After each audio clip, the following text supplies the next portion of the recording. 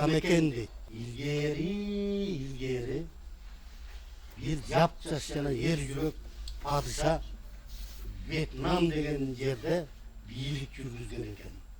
Vietnam degen mamleket, Kırgızstan degen siyaktуу. Anın en köp yer yürek jana işenimdүү jokerleri boluptur. Alar düşmanlar menen neçen jolu karmaşıp, alardı korkutup жеңип алгандыктан башка душмандар кол салууга батынчу эмес экен, коркчу экен. Падыша татынакай жана жагымдуу ырларды сүйчү дейт. Согуш бүтөөрү менен эле падышанын буйругу менен анын ак сарайына эң кыйын ырчылар, чоорчулар, акындар, бийчилер чакырылып, алар оюн коюшкан. Alar ошол жерде жашап өнөөлөрүн көрсөтүү үчүн эртеден кечке бири менен бири мелдешип, өздөрүнүн падышасын ракатка бөлүшөт экен. Күн артынан күн өтөт. Падыша болсо бейик туттукка рахаттанып жүрө берет. Бара эң орчундуу нерселерди унута баштайт. Башкача айтканда eldi unutat, özünün işendi askerlerin, batır jokerlerin ne kan görmeye başlaydı. Mamleketin koopsuzluğun taptakır unutup koyat. Bul mezgilde denizin alıskı denizin arjağında düşmanlar өлкөгө kol salıp karatып alış üçün баягы Батыр падышанын мамлекетине кол салышат. Падыша дароо өзүнүн аскерлерин чогултуп, душманга каршы чыгат. Бирок анын колу эми аз болчу. Баягы Батыр жоокерлери эмне болгон? Кетип калган. Даярданбай калышкан.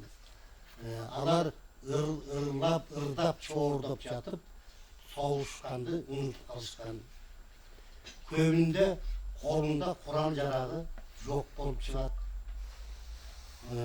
Қошуынды қайра құрап, жаңдан құрап, дұшманға қарсы шығуға арада уақыт жоқ болчу.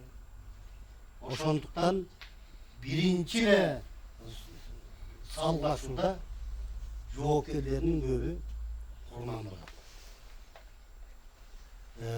Өзünün askerlerine başçılık kılıp hayrattуулuk менен soğuşup жаткан padişanın көкүрөгүн düşmanın taamay atkan jebesi keşfedi. Jebe деген ne bilesizler mi? Ok.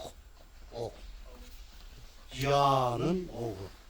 İlgerki jokerler mıltık emez, ca menen soğuşkan. Canın oğul jebe de var.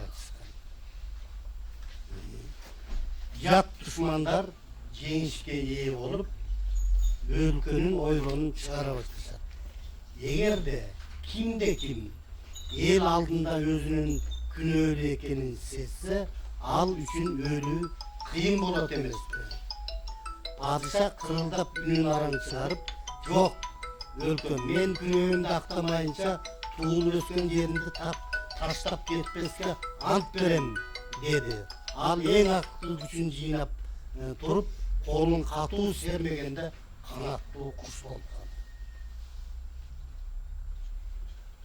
Ошол күндөн баштап бұл сакчы құш жарқыраған айлуу түндөрдө тынчык етіп, атамекен деп кыйкырып учуп жүрөт дейт. Сак болгула, эркиндикти коргогула. Atamekenlerdi saktanlar. Gördüler mi? En batır padişah olsa dağı ülkesinin mamleketinin köngül vurmasa anda jengip kaladi. Atamekeni üstü süyebüz mü?